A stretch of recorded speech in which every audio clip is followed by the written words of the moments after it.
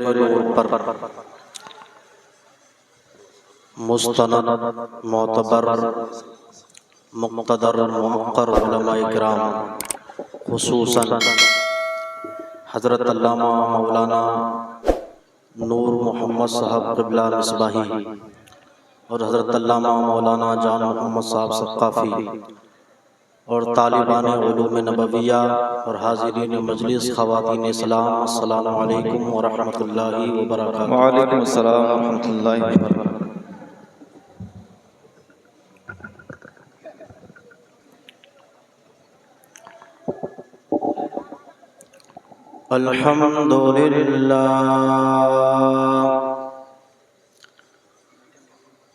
الحمدللہ الذی اعلی منزلۃ المؤمنین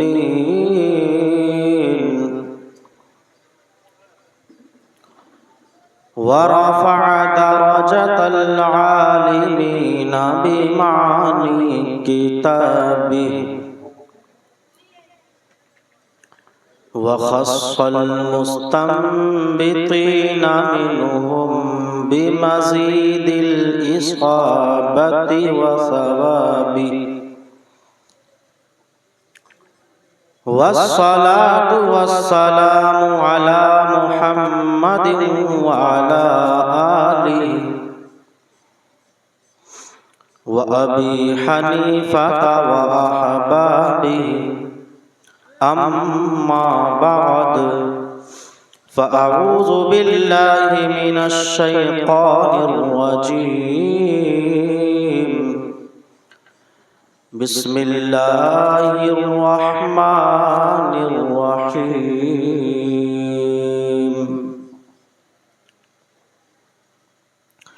وعباد الرحمن الذين يمشون على الأرض هونا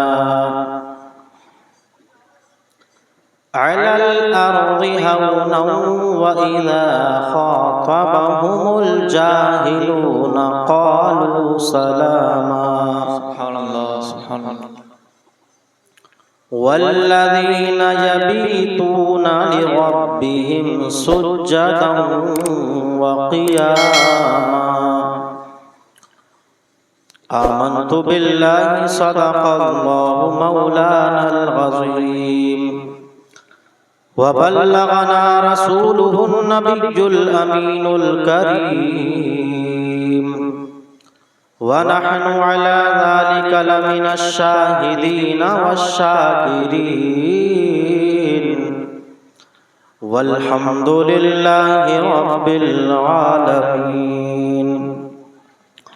غوث اعظم بمنے بے سر و ساما مدد، غوث اعظم بمنے بے سر و ساما مدد، قبلہ دی مدد کعبہ ایمان مدد، بگرداب بلا افتاد کشتی، مدد کن یا معین الدین چشتی، قادری یمنع رہے یا غوث اعظم میزنم، قادری یمنع رہے یا غوث اعظم میزنم، دمز شیخ احمد رضا خان قطب عالم میزنم، اور جوش تیری نگاہ سے گزرے درود پڑھ، اور جوش تیری نگاہ سے گزرے درود پڑھ، ہر جزو کل ہے مظہر انوار مصطفیٰ، ہماری لحد میں لائیں گے تشریف مصطفیٰ، ہماری لحد میں لائیں گے تشریف مصطفیٰ، عادت بنا رہے ہیں درود و سلام کی۔ آئیے ایک بار انتہائی عقیدت و محبت کے ساتھ رسول آل رسول کی بارگاہ میں جھوم جھوم کر درود پاک پڑھیں۔ اللہم صلی علی محمد صلی اللہ علیہ وسلم صلاۃ و سلام علیکہ سیدی یا رسول اللہ، یا حبیب اللہ، یا مکی، یا مدنی، یا ہاشمی، یا حجازی، یا قرشی، یا رسول اللہ۔ وقت جو ہے کافی ہو چکا ہے اور ہمیں اور آپ کو سونا بھی ہے اور فجر کی نماز بھی پڑھنی ہے۔ تمام لوگ بیان سننے سے پہلے اچھی نیتیں کر لیں، چونکہ ابھی مصباح صاحب قبلہ نے اس طرف آپ کی توجہ دلائی اور اس بات پر روشنی ڈالی کہ اعمال کا جو ثواب ہوتا ہے یہ نیتوں پر مرتب ہوتا ہے۔ ثواب عمل کا اسی وقت ملے گا جب آپ کی نیت ہو اور اس میں اخلاص ہو۔ نیت سے مراد اخلاص، یعنی اللہ اور اس کے رسول کو راضی کرنے کی نیت ہوگی تب ثواب ملے گا۔ نیت کا ویسے معنی دل کا پختہ ارادہ بھی آتا ہے اور نیت کا معنی اخلاص بھی آتا ہے۔ یہاں پر ہر عمل پر، چاہے وہ عمل مقصود ہو یا غیر مقصود، اس پر ثواب کے ترتب کے لیے اخلاص شرط ہے۔ تو تمام لوگ نیتیں کر لیں کہ علم دین حاصل کرنے کے لیے یہاں پر بیٹھوں گا، انشاءاللہ جو سنوں گا توجہ کے ساتھ سنوں گا اور اس پر عمل کرنے کی کوشش کروں گا، انشاءاللہ بزرگوں کی سیرت پر چلوں گا۔ انشاءاللہ میں نے چونکہ بیان تو تقریباً سب لوٹ پھر وہی کریں گے اور سب کر چکے ہیں، تھوڑی سی دیر میں گفتگو کروں گا، باقی سلام ہوگا اور سب لوگ اپنے گھروں پر چلے جائیں گے، کیونکہ یہ ایک مستحب کام ہے۔ اگر ہم کر رہے ہیں تو ثواب مل رہا ہے، نہیں کریں گے تو کوئی گناہ نہیں ہے اور نہ قیامت کے دن اس کے بارے میں پوچھ تاچھ ہوگی۔ لیکن نماز جو اللہ کا فرض ہے اس پر قیامت کے دن پوچھ تاچھ ہوگی۔ حضرات، اللہ رب العزت نے 18,000 عالم کو پیدا فرمایا۔ علماء کے اس بارے میں بھی مختلف اقوال ہیں، لیکن علامہ ابن حجر ہیثمی نے الفتح المبین شرح الاربعین کے اندر ذکر کیا کہ راجح قول یہ ہے کہ اللہ پاک نے 18,000 عالم پیدا فرمائے۔ بے شمار مخلوقات اللہ پاک کی ہے، ہم اور آپ اللہ کی مخلوق ہیں۔ سب کے چلنے کا انداز الگ ہوتا ہے، لیکن اللہ کے کچھ ایسے بندے ہیں، ایسے بندے جن کو اللہ کے یہاں قرب حاصل ہے، جو اللہ کے مقرب ہیں، جو اللہ کے یہاں وجیح ہیں، وجاہت والے ہیں، عظمت والے ہیں۔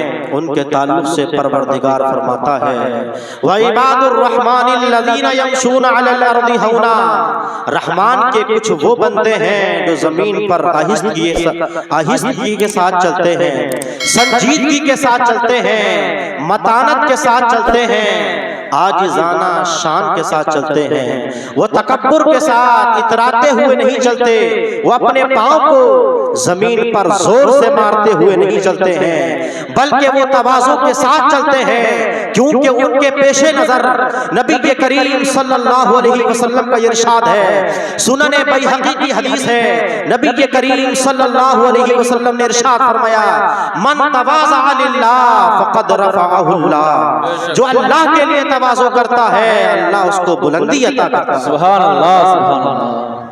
تو یہ رحمان کے وہ بندے جو زمین پر متانت کے ساتھ چلتے ہیں، سنجیدگی کے ساتھ چلتے ہیں، وقار کے ساتھ سنت نبوی کی اتباع کرتے ہوئے چلتے ہیں۔ میرے آقا جب چلتے تھے نا تو ایسا لگتا تھا جیسے سرکار اوپر سے نیچے اتر رہے ہیں، سرکار کی نگاہ بجائے آسمان کے زمین کی طرف ہوتی تھی۔ یہ رحمان کے وہ بندے ہیں جو زمین پر آہستگی کے ساتھ چلتے ہیں، اتباع سنت کرتے ہوئے چلتے ہیں، سنت کی پیروی کرتے ہوئے چلتے ہیں، ارشاد نبی کو پیش نظر رکھتے ہوئے چلتے ہیں۔ ان آیاتوں سے پہلے پروردگار نے منافقین اور کفار کے احوال ذکر فرمائے ہیں، ان کے انجام کا ذکر کیا ہے، اور ان آیاتوں میں اللہ پاک نے کامل ایمان والوں کے اوصاف کا ذکر کیا ہے، اللہ والوں کے اوصاف کا ذکر کیا ہے، اور تقریباً 12 اوصاف ذکر فرمائے ہیں۔ میں ان میں سے چند آپ کے سامنے رکھتا ہوں۔ ایک وصف تو یہ ہے کہ یہ اللہ والے، یہ رحمان کے وہ بندے جن کو اللہ کے یہاں وجاہت حاصل ہے، جو اللہ کے مقرب بندے ہیں، جن کے تعلق سے قرآن کریم نے ارشاد فرمایا وَكَانَ عِندَ اللَّهِ وَجِيهًا، اللہ کے کچھ بندے وہ ہیں جو اللہ کے یہاں وجاہت والے ہیں، مقام و مرتبے والے ہیں، شان و عظمت والے ہیں، رفعت و بلندی والے ہیں۔ ان کی شان یہ ہے کہ یہ زمین پر آہستگی کے ساتھ چلتے ہیں، بے شک تکبر کے ساتھ نہیں۔ آج اور ہم چلتے ہیں، کچھ پیسہ ہو جائے، تھوڑی دھن دولت مل جائے تو بڑے اکڑ کر چلتے ہیں، کسی کی کوئی قدر نہیں۔ کوئی عالم دین ہو یا کوئی مولانا صاحب ہو، کوئی پڑھا لکھا ہو، ہماری لوگوں کی شان یہ ہو گئی ہے، ہماری حالت یہ ہو گئی ہے کہ ہمارے سامنے کوئی نہیں بیچتا، کوئی نہیں بیچتا۔ ارے میرے بھائی کیوں نہیں بیچتا؟ یہ علماء، ان کا مقام بہت اونچا ہے، ان کی شان بہت اونچی ہے، ان کا مقام کتنا اونچا ہے؟ قرآن کریم نے فرمایا قُلْ هَلْ يَسْتَوِي الَّذِينَ يَعْلَمُونَ وَالَّذِينَ لَا يَعْلَمُونَ، اے محبوب آپ فرما دو کہ علم والے اور بے علم برابر نہیں ہے، علم والوں کا مقام بہت اونچا ہے۔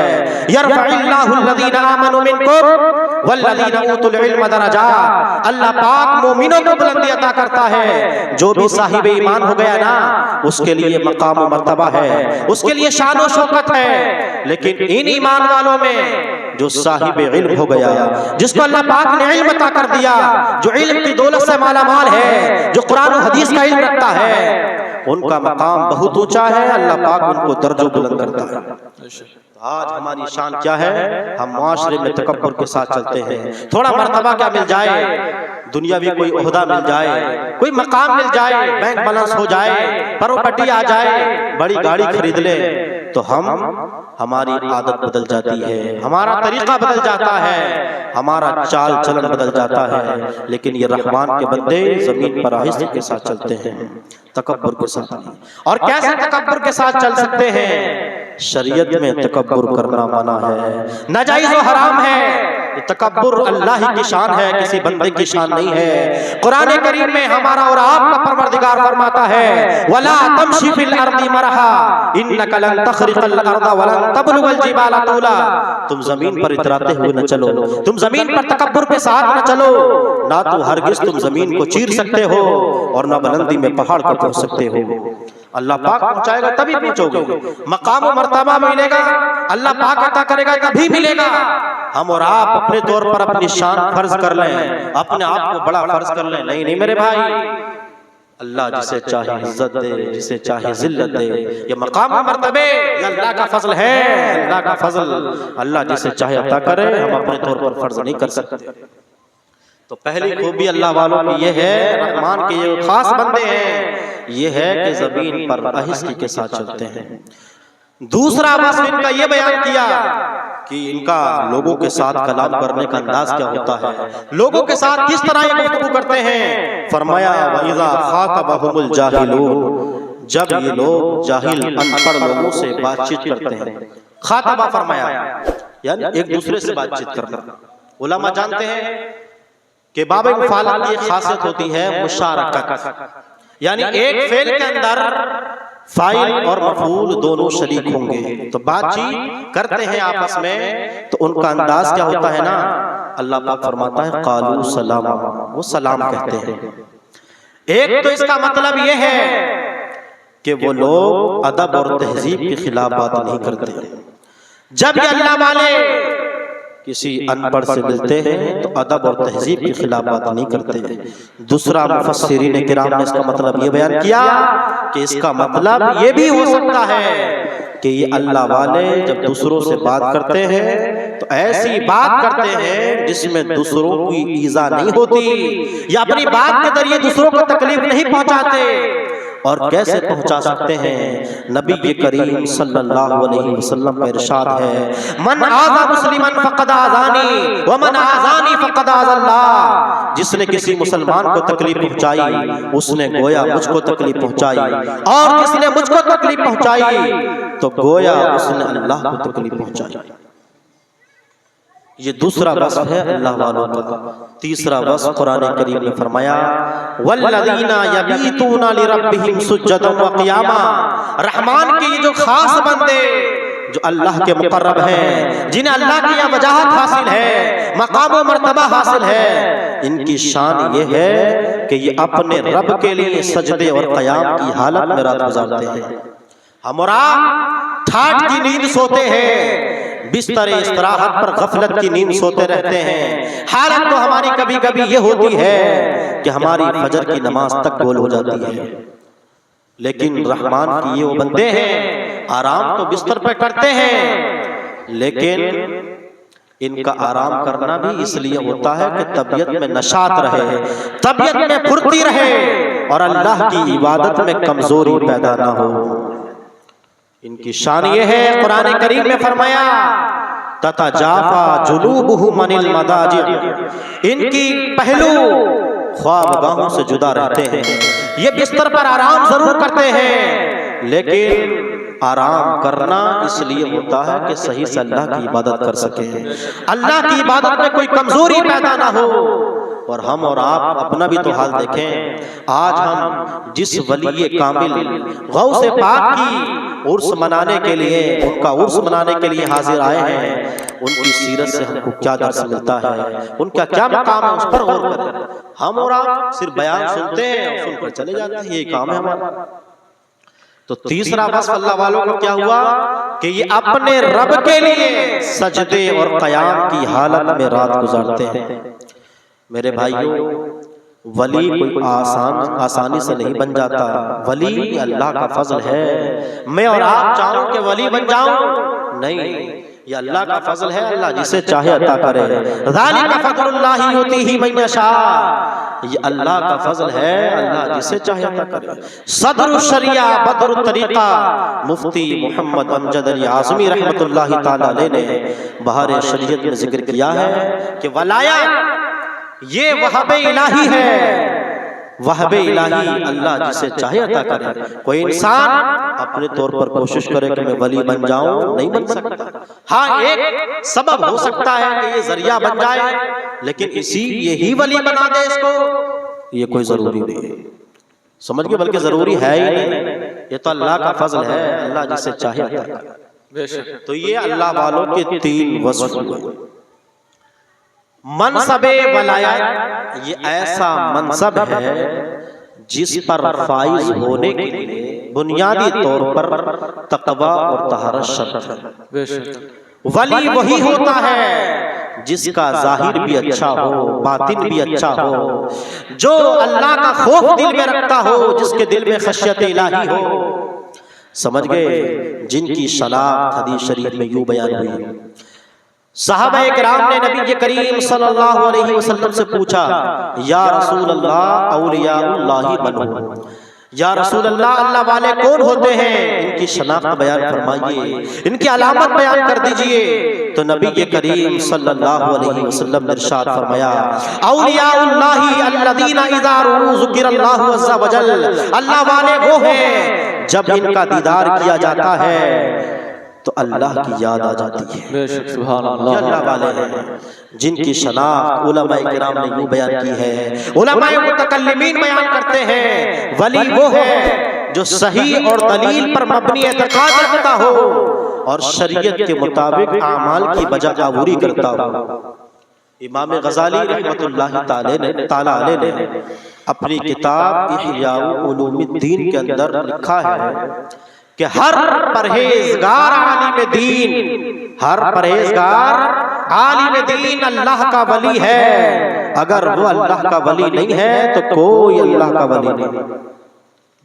ولی عالم دین ہی ہوتا ہے، کسی جاہل کو ولایت نہیں ملتی۔ تو یہ اللہ والوں کی شان ہے، یہ ان کی پہچان ہے، یہ ان کی علامت ہے۔ تو میں یہ بیان کر رہا تھا کہ منصب ولایت پر فائز ہونے کے لیے بنیادی طور پر تقوی و طہارت شرط ہے۔ اگر کسی کا قدم اتباع سنت سے منحرف ہے، اب چاہے اس کی ولایت کا چرچا ہو، دنیا میں اس کی شہرت ہو کہ وہ فلانا ولی ہے، صاحب کرامت ہے، صاحب کشف ہے، ایسے لوگوں کی ولایت کو خود اللہ والوں نے تسلیم نہیں کیا ہے۔ چنانچہ البریقہ شرح الطریقہ کے اندر یہ بات مذکور ہے کہ ایک بہت بڑے ولی حضرت خواجہ بایزید بسطامی رحمۃ اللہ تعالی علیہ ہیں، یہ اپنے اصحاب کے ساتھ تشریف فرما تھے۔ ان کے ساتھیوں میں سے، ان کے تلامذہ میں سے ایک نے عرض کیا، حضور فلاں بستی میں اللہ کے ولی رہتے ہیں، صاحب کشف بزرگ ہے، ان کی کرامتوں کا بڑا چرچا ہے، ان کی ولایت کا بڑا چرچا ہے، ان کی ولایت کا بڑا شہرہ ہے، چلیے حضور ان کی زیارت کراتے ہیں۔ حضرت خواجہ بایزید بسطامی رحمۃ اللہ تعالی علیہ اپنے اصحاب کے ساتھ اٹھ کھڑے ہوئے، سفر کیا۔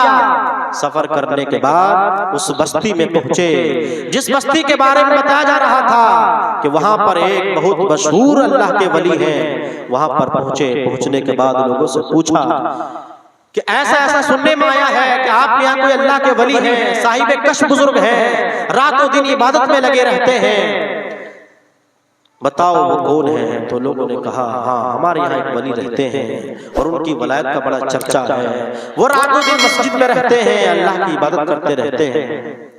حضرت خواجہ بایزید بسطامی رحمۃ اللہ تعالی علیہ اپنے اصحاب کے ساتھ مسجد کی طرف روانہ ہوئے۔ مسجد کے دروازے پر کھڑے ہوئے، سوچا کہ اندر جائیں گے تو ان کے ذکر میں خلل ہوگا، چلو یہیں پر کھڑے ہو جاتے ہیں اور انتظار کرتے ہیں جب وہ باہر تشریف لائیں گے تو ملاقات کریں گے۔ چنانچہ آپ دروازے پر اپنے اصحاب کے ساتھ کھڑے ہیں۔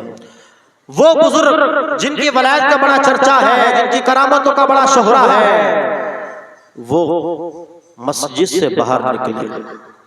مسجد سے باہر کے نکلے، اتفاق یہ ہوا کہ البریقہ شرح الطریقہ کے اندر مذکور ہے فرما ببزاقہ نحو القبلہ، کہ جیسے ہی وہ مسجد سے باہر نکلے انہوں نے قبلے کی طرف منہ کر کے تھوک دیا۔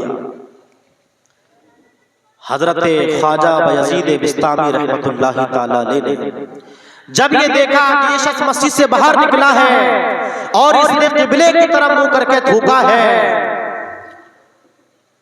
جبکہ میرے آقا کریم صلی اللہ علیہ وسلم کا ارشاد ہے من تفلا تجاہ القبلہ جا یوم القیامت وطفلہ بین عینیہ، سرکار فرماتے ہیں کہ جس نے قبلے کی طرف منہ کر کے تھوکا قیامت کے دن اس حال میں آئے گا کہ اس کا تھوک اس کی پیشانی پر لگا ہوگا۔ اللہ اکبر۔ لہذا ایسا شخص جس نے قبلے کی طرف منہ کر کے تھوکا ہے ہرگز اللہ کا ولی نہیں ہو سکتا۔ اللہ کا ولی کا ہر قدم اتباع سنت سے عبارت ہوا کرتا ہے، اس کی پوری زندگی اتباع شریعت کی عملی تصویر ہوتی ہے، اتباع سنت کی عملی تصویر ہوتی ہے، اور یہ شخص اتباع سنت نہیں کرتا، آداب شریعت کا پاس نہیں رکھتا۔ ارشاد فرمایا ھذا الرجل غیر مامون علی ادب من آداب الشریعہ فکیف یکون علی سر من اسرار الحق، کہ یہ شخص جو ہے آداب شریعت کا پاس نہیں رکھتا ہے، آداب شریعت کی اتباع نہیں کرتا ہے، آداب شریعت پر مامون نہیں ہے، تو ولایت جو اللہ کے رازوں میں سے ایک راز ہے، ولایت جو حق کے رازوں میں سے ایک راز ہے، اس کا امین کیسے ہو سکتا ہے؟ یہ شخص ولی کیسے ہو سکتا ہے جب آداب شریعت کی اتباع نہیں کرتا ہے؟ تو ایسے شخص کو ولایت نہیں مل سکتی۔ حضرات، اسی طریقے سے علم دین جس کو ہم تعبیر کریں علم فقہ سے تفقہ بھی ایک ایسی چیز ہے جو ہر ایک کو حاصل نہیں ہوتا، یہ بھی اسی کو حاصل ہوتا ہے جس کو جو متقی ہے، پرہیزگار ہے، خشیت الہی اس کے اندر ہے، علم پر عمل کرتا ہے، اسی کو تفقہ حاصل ہو سکتا ہے اور وہی بافیض عالم دین بن سکتا ہے، اسی کی درجگاہ بافیض ہو سکتی ہے۔ چنانچہ صاحب البحر الرائق علامہ زین ابن نجیم یہ بہت بڑے عالم دین ہیں، ان کی کتاب الاشباح والنظائر جو مفتی لوگ پڑھتے ہیں، ان کی کتاب البحر الرائق جو کنز الدقائق جو فقہ حنفی کا متن ہے اس کی شرح ہے، آپ نے البحر الرائق میں لکھا ہے ان اولا ما یستنزل بی فیض الرحمت الالہیہ طاعت اللہ و تمسک بتقوی اللہ۔ آپ فرماتے ہیں نا کہ علم دین، علم فقہ یہ رحمت الہیہ کا فیض ہے، رحمت الہیہ کا فیضان ہے۔ اس کا نزول اسی دل پر ہوتا ہے جو اللہ کی اطاعت کرتا ہو اور اللہ کا تقوی رکھتا ہو۔ آپ نے آگے یہاں تک فرمایا وَمَنِ اعْتَمَدَ عَلَى رَأْيِهِ وَذَهْنِهِ فِي اسْتِخْرَاجِ كُنُوزِ الْفِقْهِ وَدَقَائِقِهِ وَهُوَ فِي الْمَعَاصِي فَهُوَ حَقِيقٌ بِإِنزَالِ الْخُذْلَانِ عَلَيْهِ۔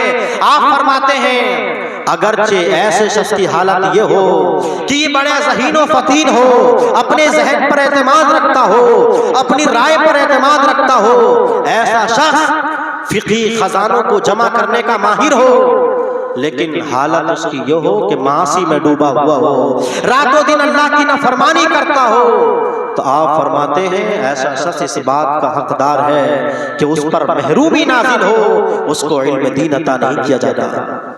خود امام شافعی رحمت اللہ تعالی علیہ نے ایک مرتبہ حضرت وکیع بن الجراح سے شکایت کی تھی، شکوت الی وکیع سوء حفظی۔ امام شافعی فرماتے ہیں میں نے وکیع بن الجراح سے اپنے سوء حفظ کی شکایت کی کہ وکیع بن الجراح استاد محترم شیخ یہ بتائیے میرا حافظہ کمزور ہے، مجھے باتیں یاد نہیں رہ پاتی، میں کیا کروں؟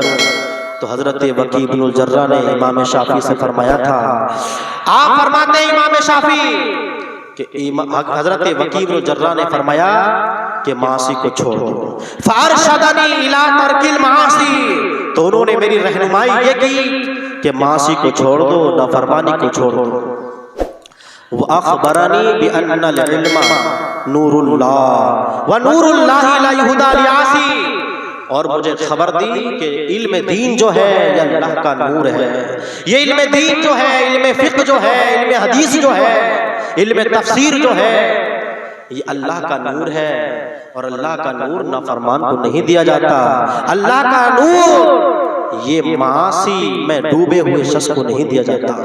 تو میرے بھائی ولایت پر فائز ہونے کے لیے بتاؤ کتنی شرطیں ہیں، کتنا کٹھن معاملہ ہے۔ حضرات آپ نے یہ باتیں سمجھ لی، اب اس کی روشنی میں تھوڑی سی مختصر سیرت غوث پاک کی سمجھیں۔ غوث پاک آج ہم اور آپ بیٹھے ہیں غوث پاک کی سیرت سننے کے لیے، ان کے حوال سننے کے لیے۔ غوث پاک کوئی عام ولی کا نام نہیں ہے میرے بھائیوں، غوث پاک امام الاولیاء کا نام ہے، غوث پاک سید الاولیاء کا نام ہے۔ اعلیٰ حضرت امام اہل سنت نے فتاوی رضویہ شریف میں لکھا ہے کہ حسن مجتبیٰ کے بعد امام مہدی کے ظہور تک غوث الاغواث کی کرسی پر کوئی اور نہیں، غوث پاک ہی فائز ہوں گے۔ غوث الاغواث یہ ایسا منصب ہے کہ حضرت حسن مجتبیٰ کے بعد امام مہدی کے ظہور تک صرف غوث اعظم ہی اس کرسی پر فائز ہیں۔ اتنا بڑا، اتنا بڑا۔ اور آپ نے بارہا اپنی قدرت کا اظہار کرتے ہوئے تحدیث نعمت کے طور پر اپنی قدرت کا اظہار کرتے ہوئے ارشاد فرمایا ان مقلۃ عینی فی اللوح المحفوظ، غوث پاک فرماتے ہیں میری آنکھ کی پتلی لوح محفوظ میں ہے، کائنات کا ذرہ ذرہ لوح محفوظ میں ہے، کائنات کی کوئی چیز لوح محفوظ سے باہر نہیں ہے، اور لوح محفوظ کی کوئی چیز غوث پاک کی نگاہ سے باہر نہیں ہے۔ سبحان اللہ، سبحان اللہ۔ یہ ہے غوث پاک کی شان۔ آپ فرماتے ہیں قصیدہ غوثیہ میں آپ نے بارہا پڑھا ہوگا، نظرت الی بلاد اللہ جمعا کخردلۃ علی حکم اتصالی، میں اللہ کے شہروں کو، تمام شہروں کو دیکھ رہا ہوں، اور دیکھنے کی کیفیت کیسی ہے نا، فرماتے ہیں کخردلۃ علی حکم اتصالی، ایسا دیکھ رہا ہوں جیسے میری ہتھیلی پر رائے کا دانہ رکھا ہو۔ سبحان اللہ، سبحان اللہ۔ اور یہ دیکھنا کوئی ایسا نہیں ہے کہ ایک مرتبہ دیکھ لیا پھر ختم، پھر دیکھ لیا پھر ختم، نہیں نہیں، فرماتے ہیں علی حکم اتصالی۔ علماء بیان کرتے اس کا مطلب یہ ہے کہ غوث پاک مسلسل دیکھ رہے ہیں۔ سبحان اللہ۔ نعرہ تکبیر، نعرہ رسالت، نعرہ رسالت۔ حضرت مولانا جاوید مصباحی صاحب قبلہ جشن غوث الورا، نعرہ تکبیر، نعرہ رسالت۔ سبحان اللہ، سبحان اللہ۔ غوث پاک 470 ہجری میں بغداد شریف کے مشہور قصبہ جیلان میں پیدا ہوئے اور 561 ہجری میں اسی بغداد شریف میں آپ کا وصال ہوا۔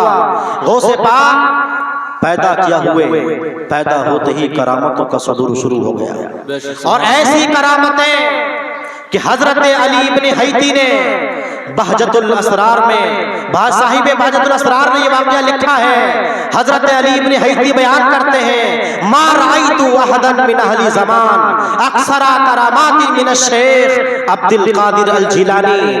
حضرت علی ابن حیتی بیان کرتے ہیں کہ میں نے غوث اعظم سے زیادہ کرامتوں والا کسی کو نہ دیکھا۔ سبحان اللہ، سبحان اللہ۔ اتنی کرامتوں کا صدور کہ آپ کے والد محترم فرماتے ہیں کہ جس رات غوث پاک کی ولادت ہوئی تو اس رات مجھے میرے بیٹے کی خوشخبری کسی اور نے نہیں، پیغمبر اعظم نے دی۔ سبحان اللہ۔ ارشاد فرماتے ہیں پیغمبر اعظم نے مجھے ان الفاظ میں خوشخبری دی تھی، یا ابا صالح آتاک اللہ ابنا وہو ولی ومحبوبی ومحبوب اللہ تعالی وسیکون له شان فی الاولیاء والاقطاب کشانی بین الانبیاء والرسل۔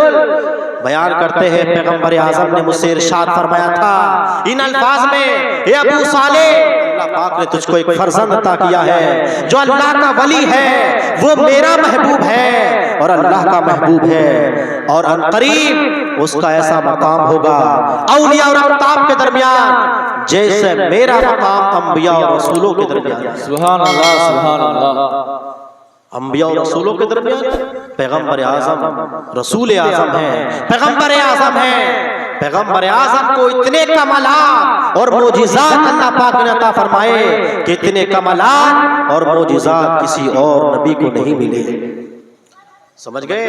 اور نبی کریم صلی اللہ علیہ وسلم کا مظہر بن کر غوث پاک تشریف لائے ہیں، تو آپ کو بھی آپ کے نانا جان کے صدقے میں اتنی کرامتیں ملی ہیں، اتنی کرامتیں کہ کسی اور سے اتنی کرامتوں کا صدور نہیں ہوا ہے۔ آپ خود فرماتے ہیں کلو ولی لہ قدم وانی علی قدم النبی بدر الکمالی۔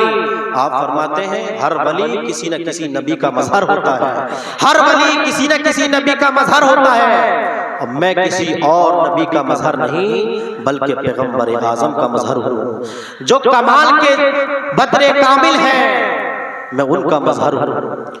سرکار غوث پاک کی شان بہت اونچی شان ہے۔ آپ نے بغداد شریف میں ایک مسجد پر ایک مجلس میں اعلان کیا، قدمی ہاذہ علی رقبۃ کل ولی اللہ، میرا یہ قدم اللہ کے تمام ولیوں کی گردن پر ہے۔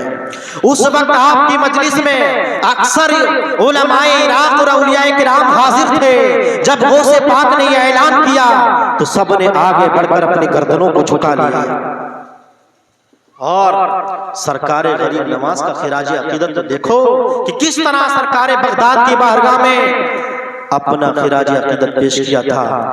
روایتوں میں ہے، یہ حضور غوث پاک کی شان میں لکھی ہوئی کتابوں میں موجود ہے۔ بہجت الاسرار شریف تو سب کا مصدر ہے، سب کا سرچشمہ ہے۔ لکھا ہے کہ اس وقت غریب نواز خراسان کے پہاڑوں میں عبادتوں میں مصروف تھے۔ جب سرکار بغداد کا یہ اعلان سنا، قدمی ہاذہ علی رقبۃ کل ولی اللہ، تو غریب نواز نے یوں عرض کیا، اے شیخ عبد القادر جیلانی، آپ کا قدم صرف میری گردن ہی پر نہیں ہے بلکہ اے شیخ عبد القادر جیلانی، آپ کا قدم میری گردن پر بھی ہے، میری آنکھوں پر بھی ہے اور میرے سر پر بھی ہے، بل قدماک علی عینی و راسی، بلکہ شیخ آپ کا قدم میری آنکھوں پر بھی ہے اور میرے سر پر بھی ہے۔ بے شک بے شک، سبحان اللہ، سبحان اللہ۔ ایسے پائے کے بزرگ، ایسے پائے کے ولی کہ حضرت علی ابن حیتی لکھتے ہیں، ایک مرتبہ غوث پاک نے مجھ سے فرمایا کہ چلو بغداد شریف کے قبرستان میں چلتے ہیں اور وہاں پر قبروں پر حاضری دیتے ہیں۔ حضرت علی ابن حیتی کہتے ہیں میں سرکار بغداد کے ساتھ بغداد کے قبرستان میں حاضر ہوا، سرکار بغداد نے بہت سی قبروں پر فاتحہ پڑھی، یہاں تک کہ آپ حضرت امام احمد ابن حنبل کی قبر پر پہنچے۔ امام احمد ابن حنبل یہ بہت چاروں مسلک کے اماموں میں سے ایک ہیں۔ وہ امام احمد ابن حنبل جن کا علم حدیث کی درسگاہ بغداد کے اندر مشہور تھی، وہ امام احمد ابن حنبل جو امام شافعی کے شاگرد ہیں۔ سمجھ رہے یہ امام احمد ابن حنبل ان کے قبر پر حاضر ہوئے، ان کے روزے پر حاضر ہوئے۔ حضرت علی ابن حیتی لکھتے ہیں سرکار بغداد نے فاتحہ پڑھی اور مراقبے میں مشغول ہو گئے۔ میں نے اپنی آنکھوں سے دیکھا، حضرت علی ابن حیتی بیان کرتے ہیں کہ امام احمد ابن حنبل اپنی قبر سے باہر نکلے۔ خرج الامام احمد بن حنبل من قبرہ فضم شیخ عبد القادر الی صدرہ۔ بیان کرتے ہیں کہ امام احمد ابن حنبل اپنی قبر سے باہر آئے اور شیخ عبد القادر کو اپنے سینے سے لگایا، وَأَلْبَسَهُ خِلَةً اور ان کو اپنا جبہ مبارک پہنایا۔ سبحان اللہ سبحان اللہ۔ وقال لا، اور شیخ عبد القادر سے فرمایا قد افتقر الیک فی علم الشریعۃ وعلم الطریقۃ وعلم الحال وفعل الحال، اور ارشاد فرمایا اے شیخ عبد القادر ہم تمہارے علم شریعت میں بھی محتاج ہیں، علم طریقت میں بھی محتاج ہیں، علم حال میں بھی محتاج ہیں، اور فعل حال میں بھی محتاج ہیں۔ یہ علم ہے، علم ہے، علم شریعت بھی علم ہے، علم طریقت بھی ایک علم ہے، اور اسی طریقے سے علم حال بھی ایک علم ہے، اور فعل حال بھی ایک علم ہے۔ کیا فرما رہے امام احمد بن حنبل کہ شیخ ان علوم میں ہم آپ کے محتاج ہیں۔ کون ایک مجتہد فرما رہا ہے، اور حضور غوث پاک اگرچہ مذہب حنبلی کے ماننے والے تھے، حنبلی تھے، لیکن بعد میں وہ بھی اجتہاد مطلق کے درجے پر فائز ہو گئے۔ سبحان اللہ۔ اعلیٰ حضرت امام اہل سنت نے تفسیری گفتگو فتاوی رضویہ شریف اس تعلق سے کی ہے۔ میرے بھائیوں یہ شان ہے غوث پاک کی۔ آج ہم جس غوث پاک کی سیرت سننے کے لیے آئے ہیں، ایک لاسٹ بات آپ کو بتا کر رخصت ہوتا ہوں۔ اللہ والوں کی خاص خوبی یہ ہے کہ وہ لوگوں کو فائدہ پہنچاتے ہیں۔ کیا پہنچاتے ہیں بولو؟ فائدہ پہنچاتے ہیں۔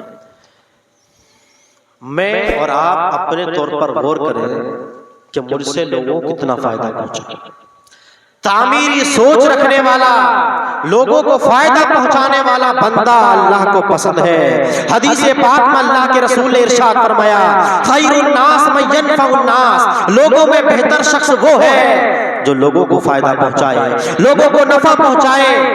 اور اولیاء کا مسلک رہا ہے، اولیاء کا مذہب رہا ہے دوسروں کو فائدہ پہنچانا۔ اور سمجھے جو دوسروں کو فائدہ پہنچاتا ہے نا، دوسروں کو نفع پہنچاتا ہے، ان کی شان کیا ہوتی ہے، ان کا مقام کیا ہوتا ہے۔ قرآن کریم میں ہمارا اور آپ کا پروردگار فرماتا ہے فَأَمَّا الزَّبَدُ فَيَذْهَبُ جُفَاءً وَأَمَّا مَا يَنفَعُ النَّاسَ فَيَمْكُثُ فِي الْأَرْضِ۔ رہا جھاگ تو یہ اڑ کر ختم ہو جائے گا۔ جھاگ کا کام کیا ہوتا ہے؟ جھاگ بنا پانی میں، اڑا ختم ہوا، تو جھاگ یہ اڑ کر ختم ہو جائے گا۔ لیکن جو لوگوں کو فائدہ پہنچاتے ہیں، مخلوق خدا کو فائدہ پہنچاتے ہیں، ان کی شان یہ ہے کہ وہ زمین میں برقرار رہتے ہیں۔ یا اللہ والے لوگوں کو فائدہ پہنچاتے تھے، لوگوں کو فائدہ پہنچاتے تھے، اس لیے آج زمین میں برقرار ہیں، اس لیے زمین میں آج زندہ ہیں۔ ایک واقعہ حضرت جنید بغدادی کا بیان کیا جاتا ہے کہ جنید بغدادی دریا کے کنارے پر تھے، ایک بچھو پانی پر تیر رہا تھا۔ آپ نے سوچا یہ بچھو نکل نہیں پا رہا ہے، اس کو اٹھاؤں اور کنارے پر ڈال دیتا ہوں۔ آپ نے اس بچھو کو اٹھایا، اس بچھو نے ڈنک مارا، اور بچھو کا ڈنک آپ جانتے ہیں جس کو بچھو کاٹتا ہے تو وہ آسانی سے برداشت نہیں کر سکتا۔ بچھو نے ڈنک مارا، بچھو چھوٹ گیا، پھر پانی پڑا۔ دوسری مرتبہ اٹھایا، پھر ڈنک مارا، پھر گر گیا۔ تیسری مرتبہ آپ نے اٹھا کر اس کو باہر کر دیا۔ آپ کے ایک مرید آپ کے ساتھ میں تھا، بولا حضور یہ آپ کو ڈنک مارے جا رہا ہے اور آپ اس کو نکالنے کے چکر میں لگے ہوئے ہیں۔ آپ نے کیا بہترین جملہ ارشاد فرمایا تھا، مسلمانوں اس بات کو، اس جملے کو اپنے ذہنوں میں محفوظ کر لو. آپ نے فرمایا تھا اس بچیوں کی خوبی یہ ہے, اس کی عادت یہ ہے کہ ڈنک مارے, یہ اپنی عادت پر عمل کر رہا ہے, اور میری عادت ہے مخلوق خدا کو فائدہ پہنچانا, میں اپنی عادت پر عمل کرتا ہوں. سبحان اللہ. نعرہ تکبیر, نعرہ رسالت, نعرہ رسالت, علماء اہل سنت, جشن غوث الورا, نعرہ تکبیر, نعرہ رسالت. سبحان اللہ, سبحان اللہ. پیارے مسلمانوں, حضرت شیخ عبد القادر جیلانی کا صرف ایک واقعہ مختصر سا بیان کرتا ہوں 5 منٹ کا. حضور غوث پاک کس طرح لوگوں کو فائدہ پہنچاتے تھے, کس طرح دلجوئی کرتے تھے. میرے بھائی سنو, ایک شخص دیہات سے کپڑا بیچنے کے لیے بغداد گیا. گھر والوں سے, والدین سے وعدہ کیا, والدہ سے وعدہ کیا کہ اگر یہ کپڑا بک جائے گا تو آپ کی ضرورت کا سامان لاؤں گا. والد صاحب سے کہا اگر یہ کپڑا بکا تو آپ کی ضرورت کا سامان لاؤں گا. بال بچوں سے الگ کہا, بیوی سے الگ کہا, اپنے بچوں سے الگ کہا کہ اگر یہ کپڑا بک گیا تو آپ کی ضرورتوں کا سامان لاؤں گا. غریب آدمی تھا, دیہات سے گیا, بغداد شریف کپڑا لے کر پہنچا. اعلان کیا کپڑے کا, کپڑا لے لو. جو بھی کپڑا خریدنے کے لیے آتا کپڑا کو دیکھتا, کہتا آپ کا کپڑا بہت اچھا ہے, کپڑا بہت عمدہ ہے, بتاؤ اس کی قیمت کتنی مانگتے ہو, اس کا دام کتنا لینا چاہتے ہو. تو وہ شخص کہتا میں اتنا لینا چاہ رہا ہوں. لوگ کہتے کپڑا تو بہت اچھا ہے آپ کا, لیکن بہت مہنگا ہے, بہت مہنگا ہے, کوئی نہیں خرید پا رہا تھا. یہاں تک کہ خلیفہ وقت کو پتا چلا کہ کوئی دیہات سے کپڑا بیچنے کے لیے آیا ہے, اس کا کپڑا بہت اونچا ہے. خلیفہ وقت نے اس بیچنے والے کو بلایا اور اس کا کپڑا دیکھا. خلیفہ وقت بولا آپ کا کپڑا بہت اچھا ہے, کپڑا بہت عمدہ ہے, کپڑے میں کوئی کلام نہیں ہے, ذرا اس کی قیمت بتاؤ, کتنی قیمت تم مانگ رہے ہو. وہ بیچارہ دیہاتی اپنے لبو لہجے میں کہتا کہ اتنا مانگ رہا ہوں, جو بھی اس نے اس وقت کہتا وہ. تو خلیفہ وقت بولا کہ کپڑا بہت اچھا ہے آپ کا, بہت عمدہ ہے, لیکن بہت مہنگا بیچ رہے ہو. آخر وہ شخص نراش ہو کر کے, مایوس ہو کر کے بغداد چھوڑنے پر آمادہ ہو گیا. بغداد سے نکل پڑا. کسی نے شیخ عبد القادر جیلانی محبوب سمدانی کی بارگاہ میں عرض کیا حضور ایک دیہات سے ایک بیچارہ غریب مسلمان کپڑا بیچنے کے لیے آیا تھا, اب وہ نراش ہو کر کے, مایوس ہو کر کے اب واپس جا رہا ہے, اس کا کپڑا کسی نے نہیں خریدا. شیخ عبد القادر جیلانی نے فرمایا اس کو واپس بلاؤ. وہ کپڑا بیچنے والا واپس آیا, شیخ عبد القادر جیلانی کی بارگاہ میں حاضر ہوا. آپ نے فرمایا یہ کپڑا کتنے کا بیچ رہے ہو؟ اس نے بتایا اتنے کا. آپ نے وہ ساری قیمت ادا کر دی اور کپڑا اپنے پاس رکھ لیا. سبحان اللہ, سبحان اللہ. اس کے بعد وہ کپڑا درزی کو سلنے کے لیے دیا اور کپڑا پڑ گیا کم. اب وہ درزی بولا حضور تھوڑا کپڑا اور منگا دیجیے اس طرح کا کہ یہ آپ کی جبے کی آستینیں تھوڑی چھوٹی ہو جا رہی ہیں, کم پڑ رہی ہیں, کپڑا کم پڑ رہا ہے. تو آپ نے فرمایا تو کپڑا اس طرح کا ملے گا نہیں, اگر تمہارے پاس ہو تو تم لگا دو. بولا میرے پاس بھی نہیں. بولا صرف میرے پاس ایک ٹاٹ ہے, ٹاٹ. حضور غوث پاک نے فرمایا وہ ٹاٹ ہی میرے جبے میں لگا دو. درزی بولا حضور آپ کا جبہ خراب ہو جائے گا, اتنا قیمتی کپڑا ہے, اتنا اچھا کپڑا ہے, اگر میں آستین میں ٹاٹ لگا دوں گا تو آپ کا کپڑا خراب ہو جائے گا. آپ نے فرمایا تجھ کو سلنا ہے, پہننا تو شیخ عبد القادر کو ہے, تیرا جو کام ہے تو کر دے, پہنوں گا تو میں ہی. خلیفہ وقت کو پتا چلا کہ وہ کپڑا جو میں بھی نہیں خرید پایا وہ شیخ عبد القادر نے خرید لیا ہے. آپ کو طلب کیا, بلایا آپ کو اپنی بارگاہ میں. جب وہ جبہ ٹاٹ والا لگ کر تیار ہو کر آ گیا نا تو شیخ عبد القادر جیلانی نے وہی پہنا اور پہننے کے بعد خلیفہ وقت کی بارگاہ میں حاضر ہوئے. خلیفہ وقت بولا اچھا یہ بتاؤ کہ جو کپڑا خلیفہ وقت بادشاہ وقت نہیں خرید پاتا، آپ فقیر اور شیخ لوگ کہاں سے خرید لیتے ہو؟ آپ لوگوں کے پاس کہاں سے اتنا پیسہ آتا ہے؟ تو شیخ عبد القادر نے فرمایا، اے خلیفہ وقت، کیا تو یہ سمجھتا ہے کہ شیخ عبد القادر جیلانی نے یہ کپڑا کپڑے کی محبت میں خریدا ہے؟ نہیں نہیں، بلکہ ایک مسلمان کی دل جوئی میں شیخ عبد القادر نے یہ کپڑا خریدا ہے کہ وہ دیہاتی جب اپنے گاؤں سے چلا تھا تو اپنے ماں باپ سے وعدہ کر کے چلا تھا، اپنی بیوی سے وعدہ کر کے چلا تھا کہ اگر یہ کپڑا بک جائے گا تو تمہاری ضرورتوں کا سامان لا کر دوں گا، لیکن اس کا کپڑا کسی نے نہیں خریدا۔ آخر وہ بیچارہ مایوس ہو کر واپس جا رہا تھا، میں نے اس کی دل جوئی کے لیے وہ کپڑا خریدا ہے، کپڑے کی محبت میں نہیں خریدا۔ سبحان اللہ سبحان اللہ۔ اور اے بادشاہ وقت، اگر تجھے یقین نہ ہونا تو یہ دیکھ عبد القادر کے جبے کو دیکھ، اس کی آستینیں ٹاٹ کی لگی ہوئی ہیں، دیکھ اس آستینوں کو۔ اللہ، عبد القادر کے نزدیک جو حیثیت اس ٹاٹ کی ہے وہی حیثیت اس کپڑے کی ہے۔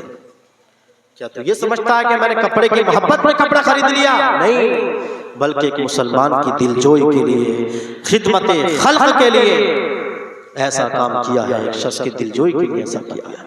تو مسلمانوں، ہمیں چاہیے کہ ہم آپس میں محبت پیدا کریں، ایثار پیدا کریں، سمجھ گئے؟ آج کل مسلمانوں کے بہت حالات خراب ہو چکے ہیں، آپس میں حسد، کینہ، تکبر، بغض سب بھرا ہوا ہے۔ میرے بھائیو، دل کی بیماریاں ہیں، دل کی، اس کا علم سیکھنا بھی فرض عین ہے، اس کا علم بھی سیکھنا دل کی بیماریوں کا، اور علم سیکھنے کے ساتھ علم ہی سیکھنا فرض عین نہیں ہے، بلکہ ان کا علاج سیکھنا بھی ضروری ہے۔ اعلیٰ حضرت امام اہل سنت نے فتاوی رضویہ شریف میں اس کو بیان فرمایا ہے۔ میرے بھائیو، اس لیے آپس میں محبت کیا کرو، مسلمانوں کی دلجوئی کیا کرو، اور دوسروں کو فائدہ پہنچانے والے بنو، تعمیری سوچ والے بنو۔ یہ سوچو کہ میری ذات سے کسی کو فائدہ پہنچائے، میری ذات سے کسی کو فائدہ پہنچائے، ایسا بندہ اللہ کو پسند ہے۔ حدیث پاک میں فرمایا، خیر الناس من ينفع الناس، لوگوں میں بہتر وہ ہے کہ دوسروں کو فائدہ پہنچائے۔ وما علینا الا البلاغ۔ السلام علیکم ورحمۃ اللہ وبرکاتہ۔